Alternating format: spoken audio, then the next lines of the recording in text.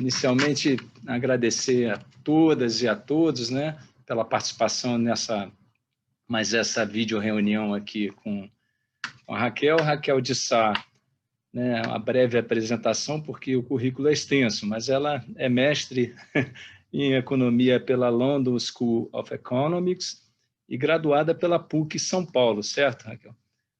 Hoje, correto. Responsável pela análise de macroeconomia da XP Investimentos. E eu já tive a oportunidade de participar, né, de algumas reuniões com você, Raquel, e sempre, né, foi o motivo desse convite. Sempre achei muito bacana a maneira leve, né, e amigável que você coloca esse tema que, para muitos, até para mim, é um tanto árido, né? Ainda mais tudo que a gente está vivendo nesse ano é diferente, né, para não dizer outra coisa. E, enfim, Raquel, obrigado em nome da Six Investimentos, todos aqui, os amigos e clientes que estão participando, por aceitar esse convite, e a bola está contigo, né? Vamos em frente. Legal, bom, muito obrigada pelo convite, que bom que você enfim, viu e gostou de algumas das minhas apresentações.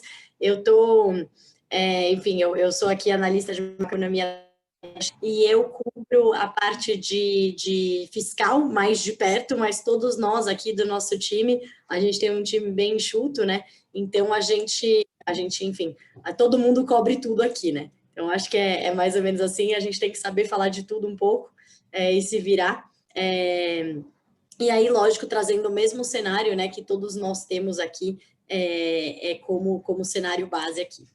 Bom, o que eu pensei que seria interessante, né? Eu trouxe aqui uma apresentação, eu estou até abrindo, ela está...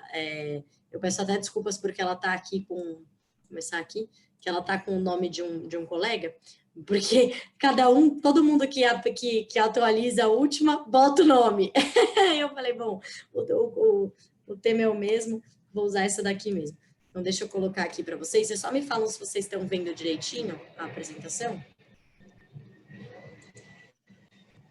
Legal, está entrando sim, Raquel, e essa dinâmica que a gente alinhou está ótima, inclusive reforçando para todos que estão, né, que eu estou aqui atento às perguntas, estou com um dos sócios aqui também, o Maurício, me auxiliando, para que a gente tente responder a todos aí, né, após a apresentação da Raquel, que é a parte mais legal, né, essa dinâmica de perguntas e respostas podem ser feitas pelo chat ou aqui no meu WhatsApp também, quem preferir, tá? Tá ótimo aqui, está todo mundo vendo bem, né? Tá vendo bem aí, né, Maurício? Tá ótimo, Raquel. Pode seguir. Bom, gente, então eu trouxe aqui alguns slides, né, para falar do nosso cenário, mas como o Lauro falou, fiquem à vontade, né? Fiquem à vontade para fazer perguntas, para, enfim, me interromper. Eu vejo que a gente está aqui num grupo seleto, então é bem tranquilo aqui para vocês. Quem tiver pergunta, pode trazer aqui. Bom, começando aqui essas são as nossas principais projeções, né? Que a gente soltou aí no nosso último relatório mensal. Então, para quem não sabe, a gente tem na nossa página de conteúdos, né? Tem a página lá, conteúdos.xpi.com.br, tem uma página de economia lá dentro que a gente coloca todos os nossos conteúdos. E aí, todo mês, a gente coloca um relatório mensal que enfim, é um apanhado aí da nossa visão sobre os principais marcos, principais áreas aí, principais indicadores macroeconômicos, né? E nessa mesma página, claro, a gente coloca todos os indicadores, enfim, todos os nossos textos, todas as nossas avaliações dos indicadores, né? Como um todo. Bom, então eu vou trazer, como vocês podem ver aqui, a nossa visão para esse ano é de um crescimento de PIB, né, de uma queda do PIB de 4,6%. Então, no começo do ano, quando a gente entrou nessa crise, a gente sabia que assim, a gente tinha uma projeção um pouco pior, né? A gente tinha uma projeção que era de 6%, mas a gente chegou a ver muitas casas com projeções muito piores do que as nossas, né? Com projeções de 9%, projeções de 8% de queda. E aí, conforme a gente foi vendo o que estava, né? Era de fato um momento, a gente ainda está vivendo um momento de incerteza, né? Naquele momento ainda mais, porque a grande dúvida era se todos os programas que o governo estava implementando, né, se aqueles programas que o governo, na verdade, estava anunciando, se eles iam ser implementados e se, de fato, eles iam chegar, né, na ponta, chegar nas empresas, chegar nas pessoas. Então, diante dessa incerteza, muitas casas acabaram revisando, né, tomando a avenida mais cética e revisando o PIB mais para baixo. A gente esperou um pouquinho, aí a gente revisou, começou a ver os primeiros sinais de volta, né, da atividade, e já revisou o nosso PIB para 4,8 e a partir de então para 4,6. E aí o mercado, a gente está vendo o mercado caminhar mais próximo do nosso número, né? Então, esse ano uma redução de 4,6, no ano que vem um crescimento de 3,4, né? E aqui para todos os outros indicadores, né? IPCA em 3,9, Selic em 2, taxa de desemprego ainda subindo um pouco mais e cedendo só um pouquinho ao longo do ano que vem, né? Então a gente vai viver um período de desemprego alto, infelizmente, né? O câmbio cedendo um pouquinho esse ano e um pouco mais o ano que vem, né? O nosso déficit primário, que é o grande problema, nosso principal, acho que assim, ele é o principal, eu não diria nem que ele é o principal risco, né? Porque ele é além do risco, ele é uma variável que ela não tem um lado bom por hora, né? Então, o cenário neutro, ele é relativamente negativo já, né? Mas é claro, é o que eu falo, que a gente não tem ainda um cenário apocalíptico, a gente tem um cenário negativo, né? E que a gente vai empurrando isso, né, para os próximos anos, o que não é ideal, mas também eu acho que depende muito com quem eu falo, né? Se eu falo com uma pessoa que está ali muito otimista, eu tento trazer os pés para o chão, dizer, olha, a gente tem um problema fiscal, ainda tem, tudo isso ainda tem que ser equalizado, não é assim, né? E ao mesmo tempo que tem gente que está muito pessimista, né? Que acha que vai ser um apocalipse, que a gente vai virar a Venezuela amanhã, né? Então, na verdade, a Argentina amanhã, a Venezuela depois de amanhã, e também não é o caso de as coisas acontecerem assim num passo tão rápido. Bom, entrando aqui na apresentação em si, né? Sem mais delongas, começando pelo cenário internacional, a gente ainda está vivendo numa pandemia, então a incerteza global, ela está bastante, né, elevada assim, comparado historicamente, né? Se a gente comparar o ano passado com outubro desse ano, com, na verdade, setembro desse ano, né? Olha o que aconteceu com a incerteza, né? Olha o pico. E essa incerteza a gente sente em todos os indicadores, né? Não só em economia, mas se a gente olhar para os mercados totalmente, né? O VIX, que tenta medir a incerteza mais ou menos nos mercados, né? Mas ele é muito focado no S&P, né? Porque o VIX realmente são expectativas sobre o que vai acontecer em termos de volatilidade do S&P 500, né? E aqui a gente tem um índice de incerteza global, né? Que é um índice um pouco mais robusto nesse sentido, né? Que ele é medido por essa... a fonte original ali é da Economist Intelligence Unit, e eles fazem aí algumas medidas aí que eles medem, enfim, tanto indicadores econômicos, quanto o sentimento dos consumidores, dos investidores. Então, tudo... eu sempre falo, em mercado, tudo é uma questão de percepção. Percepção de risco, percepção de crescimento, percepção de enfim, o otimismo, né? Então, quando a gente vê, por exemplo, aqui o índice de incerteza já deu uma arrefecida. Por quê? A gente teve as eleições americanas, que eram uma fonte de incerteza, a gente tem uma perspectiva mais positiva sobre o desenvolvimento de vacinas, principalmente nas últimas semanas, então a gente já deu uma arrefecida, mas a incerteza permanece, porque nada disso, enfim, com exceção das eleições americanas, que praticamente estão confirmadas, né? Hoje, diversos estados aí já deram a sua resposta final, né? E o Donald Trump parece que não vai conseguir aí a recontagem, né, em nenhuma corte estadual, tirando o cenário eleitoral americano, que não é mais fonte de incertezas, a gente tem bastante ainda fontes de incertezas, né, relacionadas à pandemia e à recuperação global como um todo. Quando a gente olha para a pandemia, esse é um dos motivos das incertezas, né? Desse nível alto de incerteza. A gente tem uma segunda onda de coronavírus muito clara na Europa, né? Muito, muito clara. Aqui a gente vê a Itália, a gente vê a França, a gente vê o Reino Unido, né? Num pico, né? Num segundo pico muito grande, né? Quando a gente olha aqui para a primeira onda, parece meio maluco a gente olhar que isso aqui era aquela onda alta e olha o que está acontecendo com essa, né? Mas é lógico que muito tem de questão de testagem, né? De agora os dados estão muito mais claros, etc. Né? E aqui a gente está falando de infecções e não de número de mortos. O número de mortos a gente ainda não tem essa comparação, né? Enfim, a gente não passou, né, o número de mortos, principalmente aí se a gente pegar em termos absolutos, né, nesses principais países onde tem a volta do coronavírus, né, mais forte. Mas, por outro lado, o que a gente vê é que depois desse pico a gente já vê uma queda. Olha o que já aconteceu na França, né? Isso é nas últimas semanas, né? Aqui em novembro já, olha o que já aconteceu com a França, olha o que aconteceu no Reino Unido, e isso faz por volta de 3 semanas que foram anunciadas as novas medidas de restrição, né? Então tem uma questão aí de que de aprendizado, né? Então, os países já aprenderam a fazer medidas de isolamento mais eficazes, né? Por exemplo, no Reino Unido, né, em Londres, onde tinha, na época, né, quando demorou para ser estabelecido um lockdown no começo, né, na primeira onda, mas quando foi estabelecido foi muito, muito rígido, tudo fechado, ninguém podia sair de casa, né? E agora, essa segunda onda de medidas restritivas está sendo muito mais branda. Então, restaurantes estão abertos, as pessoas podem ir num restaurante, mas pegar para takeaway, né, para levar para casa. Você pode ir para parques, não pode aglomerar em parques. As pessoas começaram, as máscaras finalmente se tornaram obrigatórias, né? Por bom tempo elas não eram obrigatórias lá no Reino Unido. Então, os países e a sociedade estão aprendendo com o vírus, né? O que é positivo, né? O que não deixa de ser positivo.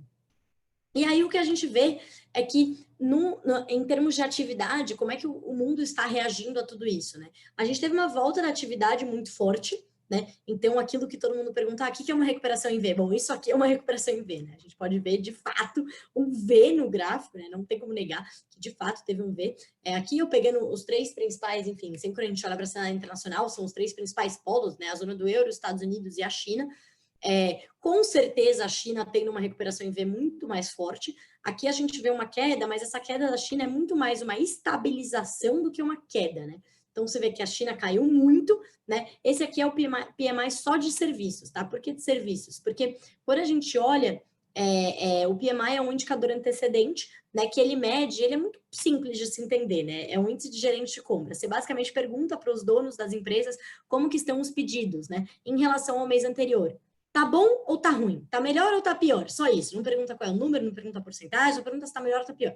E a partir daí se faz um indicador aí de 0 a 100, em que acima de 100 é crescimento da atividade, né? Daquela atividade, e abaixo de 100 é retração, né? De 1 a 100 não, desculpa. Ele passa ali, ele tem um ano base ali, depende de qual ano você usa como ano base. Acima de 100, ele mostra aí crescimento. Quando a gente olha, né, esse aqui foi usado esse ano base aqui como o 50. Né? Então, quando a gente olha tudo isso, né, partindo de uma base de novembro de 16, né, o setor de serviços, ele foi o que mais, assim, ele demorou mais para voltar, porque é óbvio, isso foi basicamente foi uma característica dessa crise. Né? Qual foi a característica dessa crise? Foi uma crise de tudo fechado, foi uma crise que ela foi da economia real para o mercado, diferente de outras crises, principalmente a crise de 2008, que foi do mercado financeiro para a economia real. Essa foi o contrário, né? Foi a economia real para o mercado financeiro. E aí, quando a gente vê aqui, o setor de serviços é o que mais sofreu, o que demorou mais para ter essa retomada, justamente porque com tudo fechado, as pessoas continuaram comprando bastante. Né? Então, comprando, por exemplo, bens não duráveis, alimentos, bebidas, produtos de higiene pessoal, remédios, tudo isso, né, cresceu e, na verdade, deu um boom de produção, assim como diversos objetos, assim, diversos itens, né, de produção industrial mesmo, diversos bens industriais. Então, a depender da fase da pandemia, teve aquela fase que se vendeu muito as utensílios de casa, teve aquela fase que começou a se vender mais carros, né? Então, depende da fase que a gente olha da pandemia. Mas, com certeza, os serviços são os últimos a se recuperar. Primeiro, por causa das próprias medidas de isolamento, né? Segundo, pela própria insegurança da população. A gente fez uma pesquisa recentemente aqui, que saiu antes de ontem aqui no Brasil, que ela mostra o nível de preocupação da população com o Covid, né? Com a segunda onda. E aí a gente fez uma relação, né, do que mostra o isolamento e o medo da população. Então, independente das medidas de restrição, as pessoas ficam com medo e elas não saem de casa. Então, em muitos lugares a gente viu, né, as medidas de restrição sendo retiradas, mas as pessoas ainda com medo, então os serviços não retomando muito, né? Então, a gente vê que os serviços estão retomando mais lentamente. Na China, já estão num platô de crescimento. A China vai ser praticamente o único país relevante esse ano a crescer, né? Nos Estados Unidos, a gente teve uma retomada também, e na zona do euro a gente já vê uma segunda queda, né? Nada é coincidência, né? Como aí um reflexo dessa segunda onda que está acontecendo lá. E aí, como eu estava dizendo, o PMI industrial ainda está em expansão aí nessas 3 regiões, né? Então, as medidas de isolamento acabaram exatamente por um dos motivos que eu falei, né? As pessoas continuaram comprando, principalmente agora que eu acho que muita gente entendeu, principalmente nos países onde o mercado de trabalho não é tão flexível quanto nos Estados Unidos, muita gente entendeu que isso vai e vem, que a pessoa vai ficar de home office por um bom tempo, que assim, a poupança precaucional não precisa ser tão grande, né? Então, as pessoas também no começo da pandemia pararam, né? Pararam de comprar tudo, as indústrias, inclusive, pararam, não se entendia, né? Qual era o distanciamento necessário, como que você poderia ter uma medida de segurança para manter uma indústria funcionando, né? Hoje isso já está diferente. Nessa segunda onda de restrições na Europa, você não teve uma grande paralisação da produção industrial. Continuando aqui, bom, a gente tem com certeza uma outra característica, né, dessa crise, desse momento atual, é um momento de liquidez abundante. Então, eu não sei se vocês lembram, mas logo depois da crise de 2008, todo mundo falava desse momento de liquidez abundante, né? Então, que os países estavam todos, né, procurando, e da onde vem essa liquidez abundante, né? Vem do fato de que muitos países já estavam, logo depois da crise de 2008, eles reduziram muito essa taxa de juros, acabou que a inflação não voltou por questões de produtividade, questões de, né, muita gente, enfim, tem vários acadêmicos estudando isso, né, se não existe mais a relação aí entre política monetária e a inflação, mas isso em países desenvolvidos, tá? A gente está falando de outro planeta que não é o Brasil. Então, a gente teve as autoridades monetárias sem muito mais escolha, né, em termos de política monetária, para tentar acelerar a atividade e trazer a inflação de volta, né? Considerando que muitas dessas autoridades monetárias usam o sistema de metas de inflação. Então, uma saída foram os programas de afrouxamento monetário, né, os programas de quantitative easing, que basicamente são programas de compras de ativos, né, que o Banco Central passa a comprar ativos. Eu tenho um colega que ele fala que é um aspirador de dinheiro, né, que vai ali aspirador de ativos, vai ali aspirando todos os ativos para ver se traz um pouco do yield de volta, né? E é literalmente isso que acontece, né? Então, são os bancos centrais, em maior ou menor proporção, comprando ativos no mercado, além de reduzir muito a taxa de juros básicas. E o resultado disso tudo é que os juros futuros, né, os juros longos, estão muito, muito baixos no mundo todo. Ou seja, o dinheiro é barato. Estamos vivendo um momento de liquidez ainda maior do que a gente já vivia, né, no pré-crise, que a gente estava voltando lentamente, as taxas de juros subindo, o Fed tinha subido um pouco, o Banco Central Europeu também, todos voltaram aí para um momento de liquidez baixa. Por quê? Vamos incentivar, né, a atividade, não vamos deixar com que a política monetária seja mais um drag, né, mais um freio à atividade. Vamos usar a política monetária em favor de uma aceleração da atividade. A situação das vacinas, ela é animadora nesse mundo todo. Então, aqui primeiro a gente começou com uma incerteza, a recuperação, pensando no mundo de liquidez, o que é bom para o Brasil, é bom para países emergentes. Outra notícia boa é a situação das vacinas. Então, quando muita gente pergunta, poxa, vocês estão imaginando uma segunda onda de medidas de isolamento no Brasil? Por hora, não vemos isso como cenário base, tá? Principalmente porque essas medidas, elas são tomadas a partir do momento que se vê, que o poder público vê uma proximidade do colapso do sistema de saúde, né? Então, não pode deixar colapsar, né? E isso não é a realidade de muitos dos estados que estão, no fim, com as cartas na manga aí, são eles que estão com a autoridade delegada pelo presidente para tomar esse tipo de decisão, né? Então, o que a gente vê é que esse nosso, assim, não parece ser o cenário base daqui em diante, mas é muito difícil.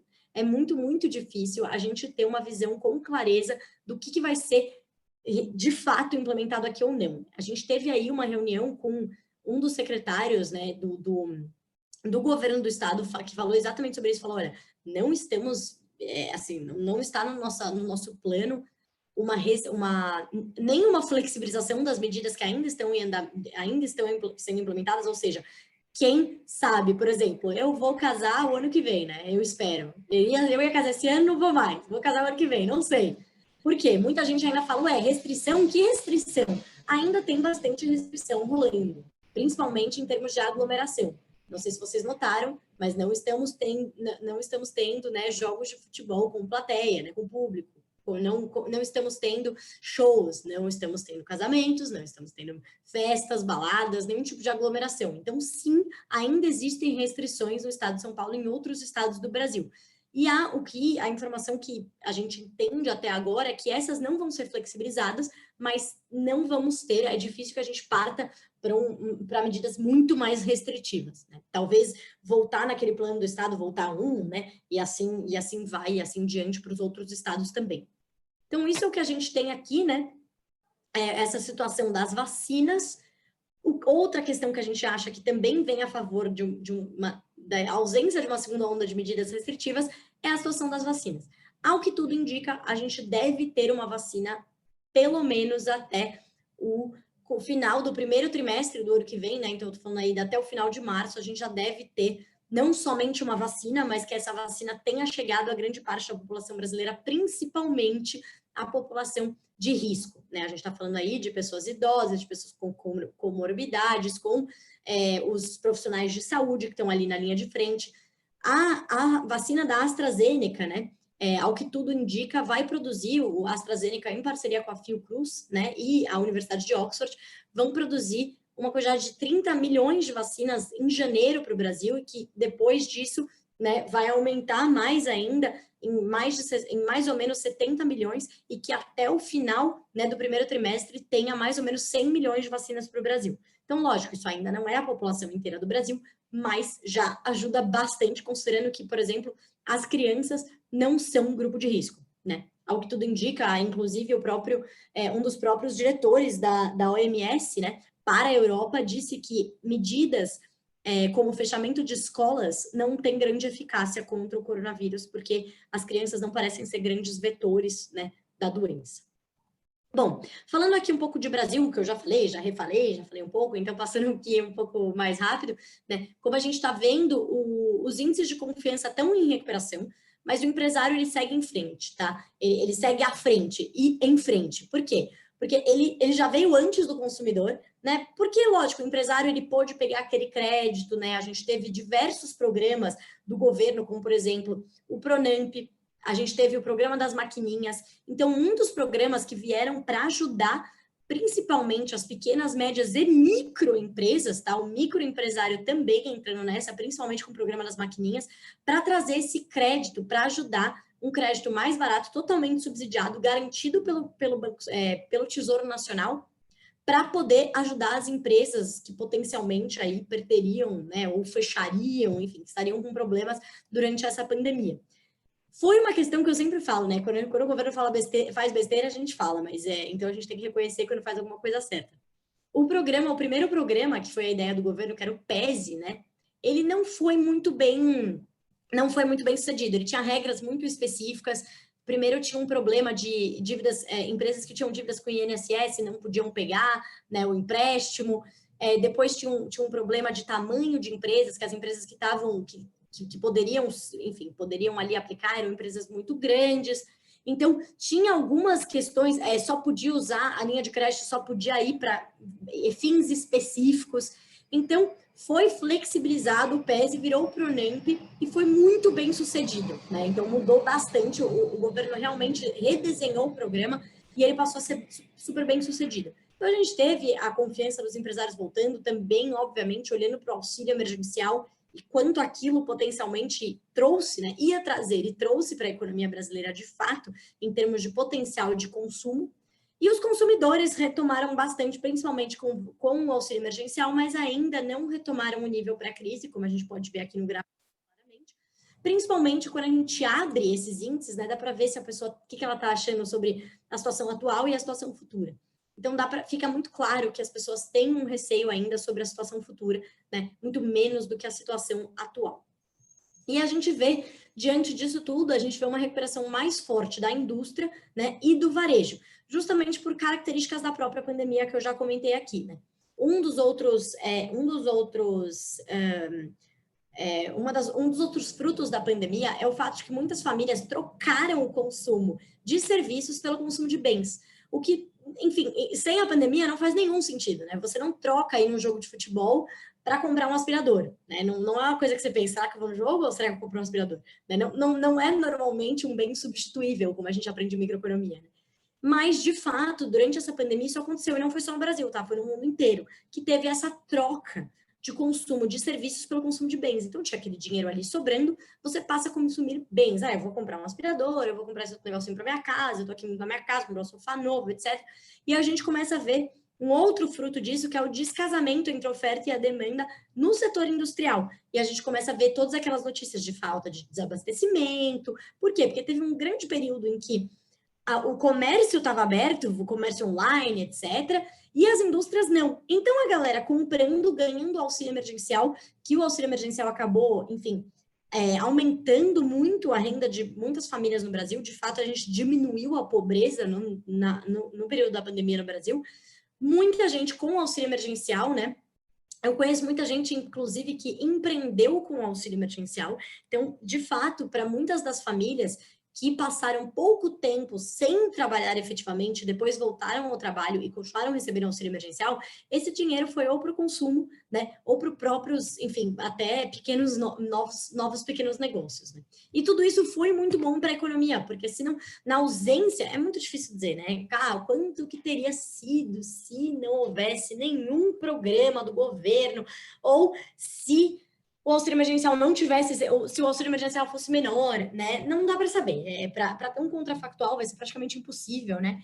Só se a gente achar um Brasil igualzinho ou que não tenha feito nada.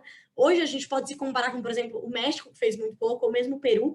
Foram países que fizeram muito pouco, gastaram muito pouco, né, nesse ano pandêmico, e que estão indo muito pior que o Brasil, né? O México vai encolher, a economia do México vai encolher quase 10%. Então, realmente muito pior o estrago do que foi aqui no Brasil.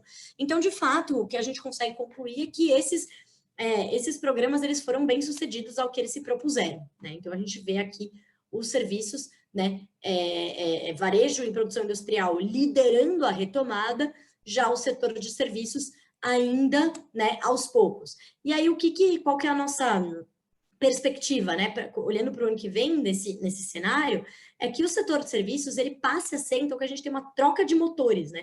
O motor até agora dessa recuperação foi a indústria e o varejo, e o que a gente espera é que exista essa troca de motores entre o varejo e a indústria para o setor de, né? O que acontece é que muita gente está voltando a trabalhar, muitos trabalhadores informais estão voltando a trabalhar e aí estão tendo mais renda.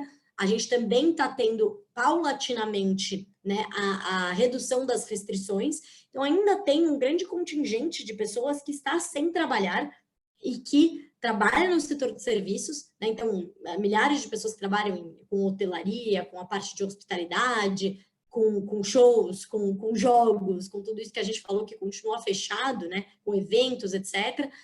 E existe esse contingente ainda a trabalhar e coisas que ainda vão abrir, e também existe como os dados do Banco Central já mostraram, as famílias um pouco mais ricas no Brasil, e eu digo um pouco mais ricas porque é basicamente quem não recebe o auxílio emergencial, essas famílias guardaram, né, construíram uma poupança, e é uma poupança muito mais circunstancial do que precaucional. Então, é uma poupança de, olha, eu não consegui gastar nesse tempo, porque estávamos em pandemia, eu ia viajar, não fui mais, eu ia pronunciar onde, não fui mais, então, eu vou passar a gastar. Então, seria uma volta do setor de serviços e uma volta também, né, de bens de consumo de valor mais alto, né? Então, menos bens de consumo, bens não duráveis, né? Então, menos bens de consumo de supermercado, comidas, etc. E mais bens de consumo de maior valor agregado, que seriam comprados aí por essas famílias relativamente mais ricas. Então, a gente tem aqui um breakdown, né, como vocês podem ver, com o setor de serviços aí sofrendo bastante. Enquanto isso, o mercado de trabalho, a gente tem também uma situação complicada no mercado de trabalho, como eu comentei ali no começo. A gente tem no mercado de trabalho formal, foi muito, assim, segurou, né, os programas, o programa, né, o programa do governo, que era o benefício de, chama BEM, mas benefício de manutenção de emprego e renda. Por quê? Porque ele conseguiu segurar, ele permitiu com que as empresas fizessem acordos com os seus funcionários, e esses acordos seriam de redução de jornada e, consequentemente, também redução de remuneração, e o governo pagaria um a mais até chegar a um salário mínimo. Esse programa foi super bem sucedido, segurou muito a queda dos empregos formais, mas hoje a gente ainda espera o quê? Um repique. Por que a gente tem uma expectativa de um repique, né, do desemprego ainda esse ano e para o ano que vem? Porque, primeiro, que muita gente parou de trabalhar, não está mais na força de trabalho, porque começou a receber o auxílio emergencial e porque, enfim, não estava em condições, estava tudo fechado e etc. Então, tem essa volta das pessoas para a força de trabalho. E, ao mesmo tempo, tem a expiração desses contratos, né, desses contratos emergenciais entre empregadores e empregados, que é o contrato que permitiu que, né, evitou que algumas pessoas fossem demitidas. Mas é lógico que muitas empresas ou não conseguiram se segurar nessa e acabaram quebrando, ou até se desenvolveram de uma maneira melhor, encontraram outras soluções e não precisam de tantos funcionários. Também temos esse caso das empresas. Mas o conjunto da obra é que o desemprego ainda vai continuar, né, como um grande problema, né, e um grande risco ao cenário de recuperação. Que a gente sabe que no Brasil, do lado da demanda, um dos maiores drivers do nosso crescimento é o consumo das famílias, né? E as famílias precisam trabalhar para poder consumir. Olhando, então, passando um pouco para uma coisa que eu já comentei rapidamente, né, que é a política monetária, que é estimulativa, eu já comentei sobre o resto do mundo. De fato, no resto do mundo, a gente tem aí nos países desenvolvidos, em muitos emergentes, uma política uma política monetária expansionista, uma política de vamos deixar a taxa de juros em um território estimulativo, né? A gente não pode esquecer que o nosso Banco Central aqui, por hora, ele tem um mandato único, que é atingir a meta de inflação. Então, quando a gente fala assim, o Banco Central ele reduziu a taxa de juros, para quê? Ele reduziu a taxa de juros para poder acelerar a atividade. Não é esse o fim, né? O fim é que a taxa de juros, que a taxa de inflação, ela chegue, né, no patamar ali, na meta. Inclusive para o horizonte relevante de política monetária, que é olhando normalmente para o próximo ano. Então, o que a gente teve foi o Banco Central, pela primeira vez na história, a gente conseguiu entrar numa crise com juros e inflação baixo, né? Ambos baixos, que foram permitidos por ganhos de credibilidade aí dos últimos anos, né, que fizeram, enfim, a aprovação do teto de gasto, a aprovação da reforma da Previdência, a mudança da taxa de juros do BNDES, né, da TJLP, que era uma taxa de juros que, além de ter o subsídio do Tesouro, o que fazia com que, enfim, aumentasse o buraco fiscal, ela ainda reduzia a eficácia da política monetária, porque você tinha grande parte do crédito no Brasil que não era atrelada à Selic, que era atrelada a um valor muito mais baixo, o que fazia com que a Selic tivesse que ser ainda maior para compensar isso, né? Então, quando a gente olha, e muita gente me pergunta, mas o que raios a taxa de juros, a taxa Selic está fazendo em 2%? Né? E aí eu gosto de mostrar esse gráfico, ela está fazendo isso. Né? Olha o que acontece, olha como andam juntos o crédito e o IBCBR, que é o índice de atividade medido pelo Banco Central. Olha como eles andam juntos historicamente. Né? Então, o crédito, é lógico, aqui a gente não fez uma relação de causalidade, né? O que causa o quê, mas o crédito, certamente, ele é muito importante, tá, para o crescimento econômico. Principalmente numa crise, para a recuperação numa crise. Porque se você está numa crise, as empresas já não estão bem. Imagina que elas não estão bem com resultados que não são bons, com uma dívida super cara. Assim como as famílias, né? E quando a gente pensa no mercado financeiro, isso é ainda mais verdade. Porque uma taxa de juros alta, ela acaba tendo aquele efeito de crowding out, né? Ela tira os investimentos potencialmente de empresas que poderiam ajudar as empresas e ajudar os investidores a ter maiores lucros, e vai todo mundo para a renda fixa, né? Não é nem renda fixa, né? Vai todo mundo para o pós-fixado, para o título do tesouro pós-fixado, né? Que não é só a renda fixa. Então, a gente não tem essa... realmente, a gente não está passando por esse trade-off no momento, o que é muito positivo. Né? Então, o crédito está tendo, sim, um papel importante na retomada, um papel positivo. Se a gente olha para o desagregado, né, essas são as nossas projeções de PIB, olhando para cada um dos setores, enfim, a gente tenta destrinchar em alguns setores, não pegamos todos, né, mas os principais setores aí, indústria, comércio, serviços, né? Então, a gente tem aí uma projeção de crescimento no trimestre, e pensando, e aí todos esses setores levam aí a nossa projeção, né, anual para a queda de PIB. Acho que eu voltei. Pronto. Falando um pouquinho aqui, eu acho que eu já comentei dessa parte, né? Eu acho que inflação é importante, eu já falei um pouco de juros, falar um pouco de inflação, que muita gente pergunta de inflação, né? Sim, estamos vivendo um período complicado de inflação. A gente está... Por que o primeiro gráfico é o hiato do produto bastante aberto, né? O que é o hiato do produto? O hiato do produto, ele é a diferença de quanto que a gente está produzindo hoje para quanto a gente poderia produzir se a gente estivesse utilizando o máximo da nossa capacidade de mão de obra e capital. É isso, né? Teoricamente é isso. Então, se a gente está, que nem quando você fala, aquela pessoa tem tanto potencial, mas ela não se esforça, é mais ou menos que nem o Brasil, né? O Brasil tem potencial. E a diferença entre o potencial e o que a gente realmente está crescendo é o hiato. O que acontece? O hiato, ele está muito aberto, né? Aberto, ou seja, ele está muito grande, né? O hiato do produto brasileiro está muito, muito aberto. Isso significa que ele é sim uma âncora, ou seja, ele puxa para baixo a inflação, né? Por quê? Porque se a gente não tem, por exemplo, eu sempre gosto de dar exemplos da vida real para conseguir entender melhor, né? Então, eu tinha um cliente que ele falou assim para mim, eu vivo de aluguel de casas, né? Mas o IGPM tá muito alto, e aqui no Brasil o IGPM é conhecido como o indicador, né? A inflação do aluguel.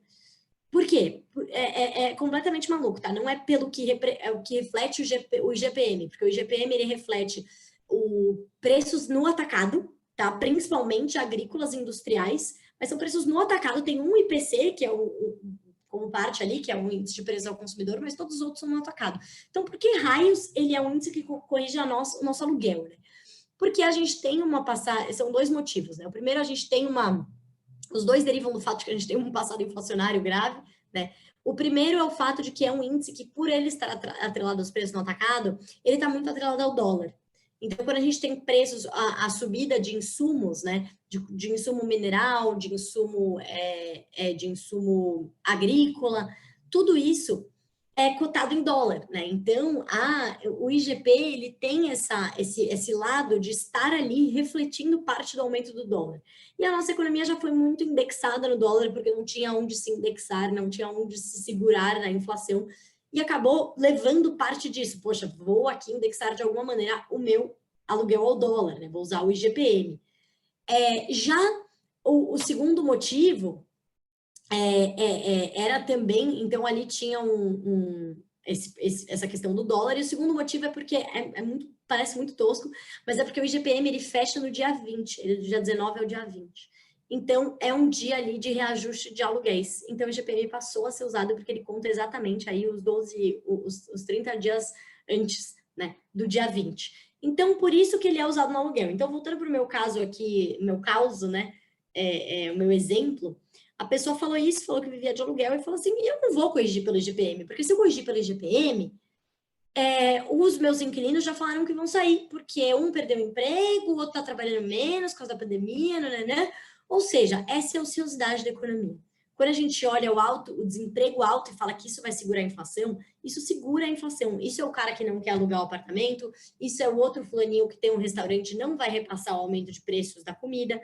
Essa é a manicure que teve um aumento também ali no preço dos esmaltes, mas não vai repassar. Por quê? Porque ela está perdendo clientela, ela já perdeu clientela com a queda de renda das pessoas, ainda mais com a pandemia. Então, é aquele vou pensar duas vezes, né? Vou pensar duas vezes se eu vou colocar, imputar essa diferença de preço. Por isso que a gente fala muito da ociosidade da economia como uma âncora aí para a inflação.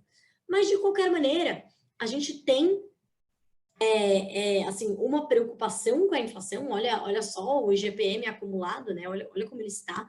A nossa inflação, a nossa expectativa de inflação de fato aumentou do começo do ano para cá, mas ela aumentou muito como fruto de movimentos de curto prazo, de movimentos de oferta, né? Então, muitos deles eu já até comentei com vocês aqui. Tem a questão da desvalorização da nossa moeda, né? Que levou a todas essas commodities que, por sua vez, estão subindo muito no mercado internacional, a subir duplamente, porque elas sobem o preço que elas já iam subir, mais o dólar, né, mais do que elas subiram em dólar.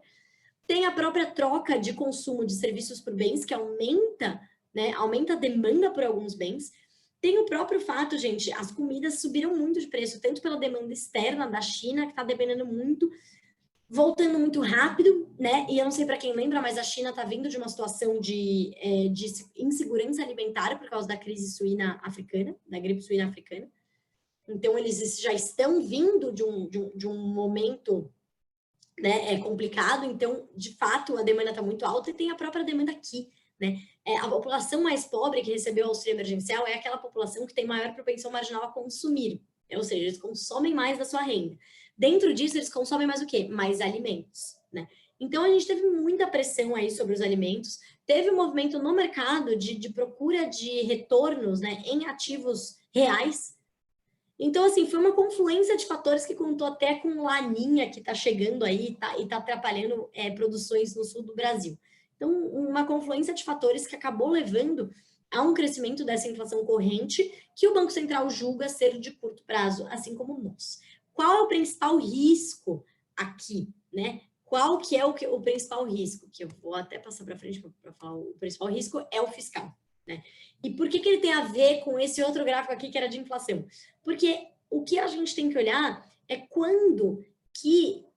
qual é a nossa preocupação com a inflação aqui? Não é a subida do preço dos alimentos, não é a subida de curto prazo, é a percepção, a alteração da percepção, né, a desancoragem das expectativas quanto à inflação futura. Ou seja, se você olha a inflação corrente levada por um movimento de oferta, né, ou seja, a China está demandando muito, mas isso vai parar, né? A gente teve a oferta que está menor do que a gente está sendo demandado. A gente está com um problema, essa questão de troca de serviços por bens, o auxílio emergencial vai acabar, enfim, tudo vai voltar ao normal e vai se reequilibrar, né? Isso seria tudo mais constante. E é o nosso cenário base, tá? O nosso cenário base é que a inflação chegue, passe do teto o ano que vem, passe da meta, né? Ainda abaixo do teto, do teto ali, 1,5 para cima, 1,5 para baixo, mas que ela passe da meta. Em mais ou menos abril e maio, né, ela chega a 5, mais ou menos, a inflação, e ela vai arrefecendo ao longo do ano, porque algumas dessas forças vão, de fato, perder força, né? Alguns desses elementos vão perder força, de fato. Só que o grande risco é se o fiscal e a deterioração da situação fiscal acabar contaminando a inflação, né? Acabar contaminada pela inflação corrente e você mudar as expectativas para o futuro. Né? Então, o principal risco do nosso cenário certamente é o risco fiscal. A gente sabe que a gente teve uma queda substancial aí do resultado primário, né, que é a diferença entre receitas e despesas do governo.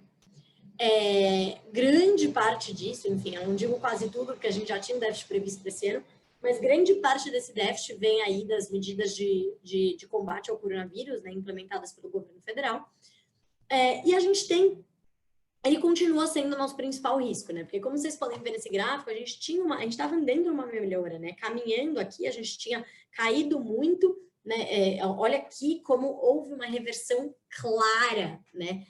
Aqui da política, né? Começou a cair a partir de 2011, aqui os superávites caindo, virando negativo, virando bem negativo, começando a melhorar e caindo muito, né? Então, é exatamente isso que a gente consegue ver. A nossa projeção aqui, como resultado disso, é uma dívida que vai passar dos 100%, né, do PIB nos próximos anos, né? Vai passar aí por volta de 2024, a depender, a gente sempre refaz essas contas, mas o que a gente está vendo é que a luz no fim do túnel político, ela é longe, né? E aí você tem no finalzinho disso tudo como combinar os estímulos com o panorama político. A gente viu aqui a popularidade, a gente viu no auge da pandemia, a popularidade do presidente subir muito. O presidente Bolsonaro foi um dos únicos do mundo que teve aumento de popularidade durante o coronavírus. E já perdeu um pouco, né, desse apoio. Então, tem todo um jogo político por trás, né? O que vai fazer mais sentido político também ser defendido. E aí a gente tem aí uma agenda prioritária, né, que é preciso reforçar essa agenda de governança fiscal e de reformas micro para melhorar o ambiente de negócios, né? Então, por hora, quando as pessoas perguntam, mas vocês têm alguma ideia, vocês estão pessimistas, o nosso cenário de cautela mesmo, né? Quando a gente olha para o cenário econômico, tem essas reformas aqui, mas, por exemplo, A reforma tributária vai demorar muito para passar, é uma reforma super controversa, né? A reforma administrativa é até um pouco menos, porque ela não pega os servidores atuais. Se ela passar a pegar servidores atuais, ela se torna muito, muito polêmica. E a revisão das despesas seria a PEC do Pacto Federativo ou a PEC emergencial, que tem questões bem parecidas nas duas, que basicamente viabiliza que o governo consiga cortar despesas frente ao potencial não cumprimento do teto, né? Então, a gente tem aí esses gatilhos, né?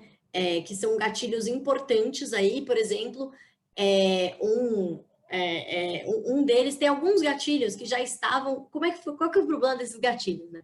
Vai falar assim, mas eu já ouvi falar desses gatilhos quando foi feito o teto, de fato. Eles estavam lá, só que a redação foi feita de uma maneira tão confusa que eles não podem ser engatilhados, né? Gatilhos que não podem ser engatilhados, não podem ser acionados. E aí eles permitem esse acionamento dos gatilhos, alguns já previstos, que é, por exemplo,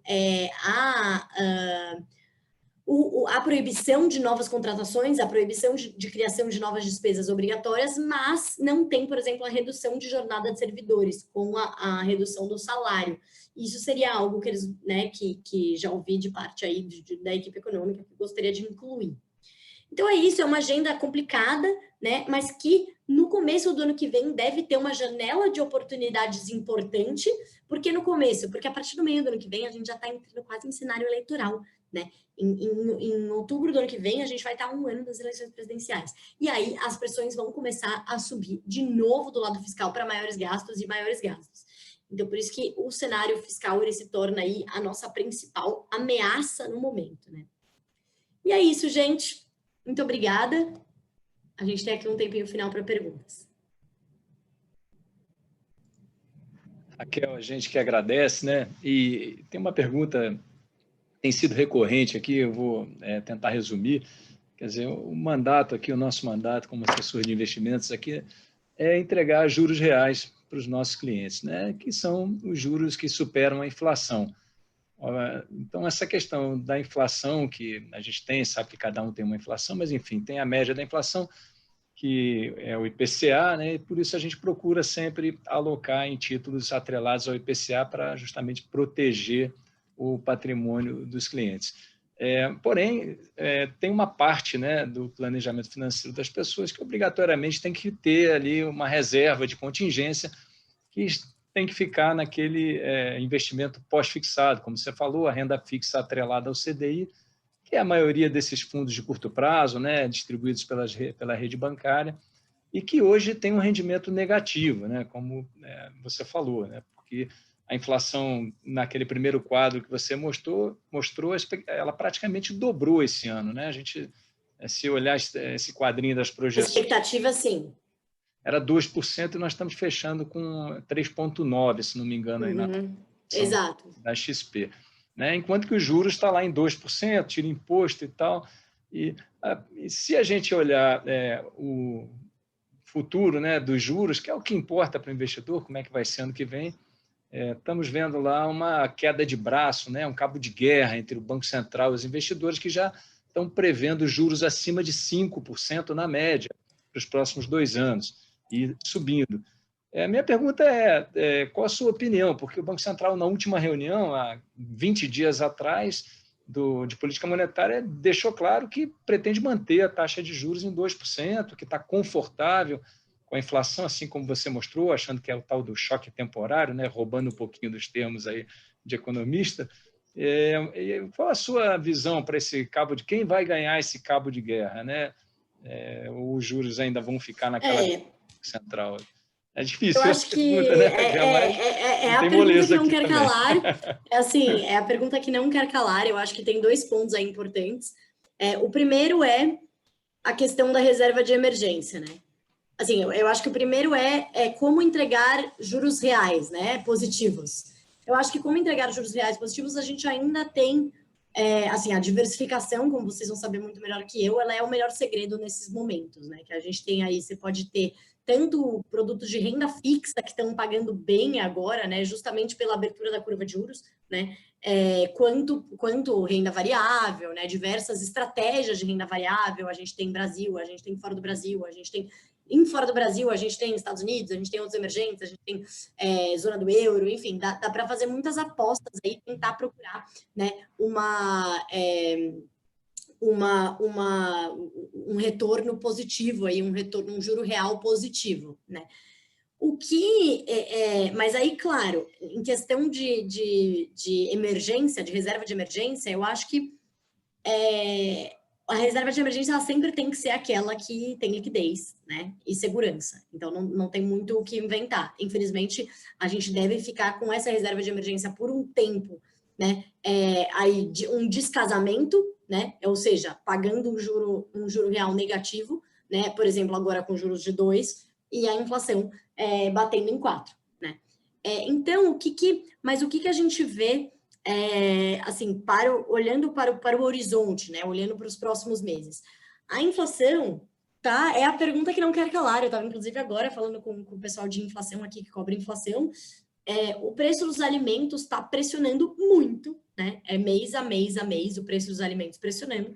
Não é só ele, né? Não é só o preço dos alimentos, mas o preço dos alimentos principalmente, que é fruto do que eu falei, a questão tanto da demanda quanto uma questão sazonal mesmo, assim, do nome, da season, né? Do clima, né? Que também acaba trazendo muito disso, né? E o próprio dólar. E aí, o que é a questão? O dólar é o quê, né? Por que o dólar está tão alto, né? Por que a gente está sofrendo mais do que os outros países com essa inflação de alimentos? Porque a gente tem o dólar galopando.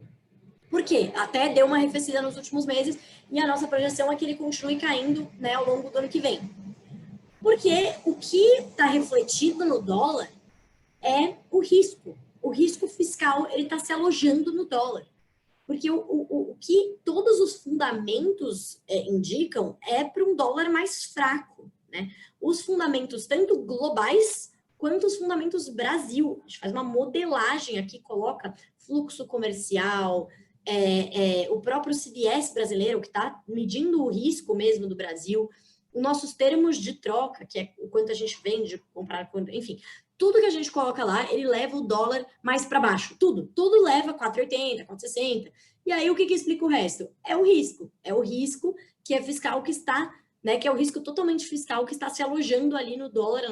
A gente tem conta de capitais aberta, um câmbio flutuante, né, e é isso, de fato, que tem que acontecer.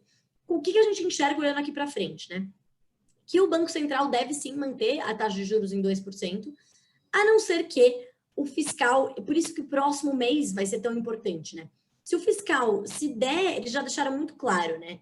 Que a qualquer movimentação de furar o teto de gastos, de alterar o regime fiscal, eles vão acabar com o forward guidance, né? E provavelmente terão que subir juros antes. Subir juros antes significa levar os juros para 5? Não achamos isso. Achamos que subir os juros antes significa levar os juros ao invés de 3, levar para 3,5 e ao invés de em 1 ano, em 6 meses. Né? Então, é uma mudança sutil, até porque o Banco Central ainda tem bastante credibilidade e a gente ainda tem uma ociosidade da economia muito forte, né? Um hiato no produto aberto. Então, isso tudo ainda está acontecendo e a gente ainda vai ter uma pressão baixista vindo a partir do meados do ano que vem na parte de alimentos. Mas tudo isso considerando, né, que não tenha um apocalipse do lado fiscal, né? E isso vai muito depender do que for decidido. Por que o nosso cenário base não é o apocalipse? Porque a gente acha que, assim, se fosse para fazer uma absurdidade, né, fura o teto, faz 10 programas, dane-se o dinheiro, vamos virar a chavinha, já teria sido feito, né? Então, o cenário é, sim, muito negativo para o lado fiscal, mas a gente tem um ganho de credibilidade que a gente, enfim, teve aí, a gente tem juros baixos no mundo inteiro, né? Então, não achamos que os juros vá subir muito. Então, a gente acha que o mercado, sim, está precificando demais, né? Um aumento muito forte dos juros. Não vemos os juros em 5% no final do ano que vem. Vemos no máximo em 3,5%, né? No máximo explodindo em 4%. Em 5%, no ano que vem, não. Pode ser que o que a gente vê diante de uma deterioração fiscal, o juro neutro ele é maior, ou seja, que é aquele juro que ele fica ali para não estimular nem desaquecer a atividade, né?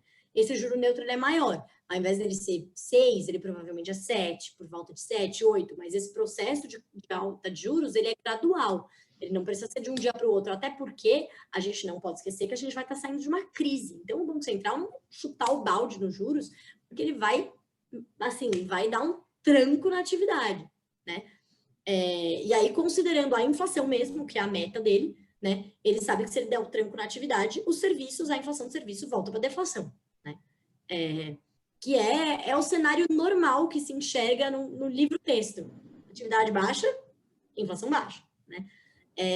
Então, assim, a gente vê o risco, estamos muito atentos ao risco inflacionário, mas o risco que a gente vê, assim, a gente traduz ele muito mais em um risco fiscal do que um risco inflacionário per se. Se o fiscal piorar, ele piora tudo, porque aí ele piora o câmbio, aí o câmbio bate mais na inflação, aí o Banco Central tem que subir mais os juros, mas quando o Banco Central sobe mais os juros, a inflação responde, né? Porque a gente não está num espiral inflacionário em que o Banco Central já está subindo os juros e a inflação não está respondendo. A gente não está nesse momento ainda. A gente está num território totalmente expansionista, né? Então, ainda tem todo um mundo entre o que a gente está vendo agora e um território em que o Banco Central sobe os juros e não adianta nada. Isso já aconteceu no Brasil. Dominância fiscal, mas a gente ainda não está nesse cenário. Legal, legal, Raquel. A gente tendo bastante interesse aqui, tem mais de 40 pessoas ligadas aqui a essa hora da noite, né? E eu peço desculpas que não vou poder fazer todas as perguntas, respeitando o horário aqui, mas uma última, né, que acho que interessa para todos, é um cenário de cautela, ficar de olho nesse fiscal aí, né? Já temos a lição de casa aqui na SIX, Raquel, e como investir nesse cenário de cautela, né? Que é o que você está falando, né? Qual é aí Com certeza, a gente, eu acho assim, eu acho que nesse momento a cautela, ela, como eu comentei no começo, a cautela ela se traduz em uma diversificação grande de ativos. Então, eu não faria grandes apostas em, por exemplo, existe prêmio à curva de juros? Existe. Qual é esse prêmio? A gente tem um time de estratégia que está olhando para isso, conversando com os gestores, né? Ou seja, eu sempre falo, mas isso é além do meu escopo, né? Mas, assim, falando pessoalmente, eu sempre prefiro deixar isso na mão de gestores, então, em fundos que estão olhando isso o dia inteiro, do que eu tentar achar, eu que olho isso bastante, eu prefiro do que eu ficar tentando achar qual que é o ganho na curva de juros, que eu posso estar errada. E se eu estiver errada e esse for o meu dinheiro, isso é muito diferente de um fundo que tem um hedge, que tem outras estratégias junto, que essa é uma das estratégias. Então, acho que o que a gente tem que ver é saber dourar bem, então, saber, assim, equilibrar bem. Então, eu já vi pessoas me falando assim, eu tenho um título aqui pré-fixado que está me pagando 8% o ano que vem, né? Será que eu vou perder para a inflação? Tipo, não, a inflação não vai subir para 10% o ano que vem, entendeu? Então, tem que ter um pouco de pé no chão, né? Que eu sei que o brasileiro morre de medo da inflação, mas a gente não está num momento que, assim, a inflação ainda está abaixo da meta. A meta é 4. Se a gente terminar em 3,90, a gente ainda está abaixo, né? A meta é 4. Então, a gente tem que ter isso em mente. Não é para dizer que não tem nenhum problema acontecendo, não tem nenhuma preocupação. Existe essa preocupação, mas existem modos que a gente pode ter oportunidades a partir disso, né? E tem gente olhando muito para isso. E eu diria também para olhar muito para outras oportunidades, tanto no Brasil quanto fora do Brasil, né? Quando a gente olha para a renda variável no Brasil, tem, assim, é o que eu sempre falo, repito, bolsa não é PIB, né? Bolsa é lucro. A gente tem líderes de mercado na nossa bolsa, então bolsa muitas vezes não é nem crise, né? Lucro não é crise, às vezes a crise, dependendo da natureza da crise, ela é até melhor para algumas empresas, né? Ainda temos juros muito baixos, então não estamos falando de empresas super alavancadas, perderem um monte de dinheiro com juros altos, né? Então, tudo isso a gente tem que olhar com bastante, né? Saber o que está acontecendo, mas saber também ter aquele olhar crítico, né? Estou contigo, Raquel. Vamos deixar na mão dos gestores, né? E produto não falta, né? Cabe a nós aqui, como assessores, entender as necessidades, demandas de cada um para montar um planejamento para todos atingirem os objetivos. E falar em objetivo, acho que hoje o objetivo, né, foi alcançado aqui com muito sucesso. Raquel, mais uma vez, super obrigado aqui em nome da SIX, né? Obrigado a todos que assistiram, que participaram. Em breve vamos divulgar a próxima já, né? A próxima reunião aí para processo quase que uma aula aqui de economia, né? Foi muito educacional, bacana. A gente às vezes faz com... Que bom. Fizemos com a turma do Dália a semana passada, que você conhece. Eles são muito bons. Aqueles feras, e hoje tivemos essa aula com você aqui, que contextualizou muito bem tudo que está acontecendo. Mais uma vez, obrigado e boa noite, boa noite a todos, tá? Obrigada, gente. Obrigada a vocês e fico aqui à disposição. Obrigado, Raquel. Um abração. Tchau, tchau. Até a próxima. Tchau. Obrigado.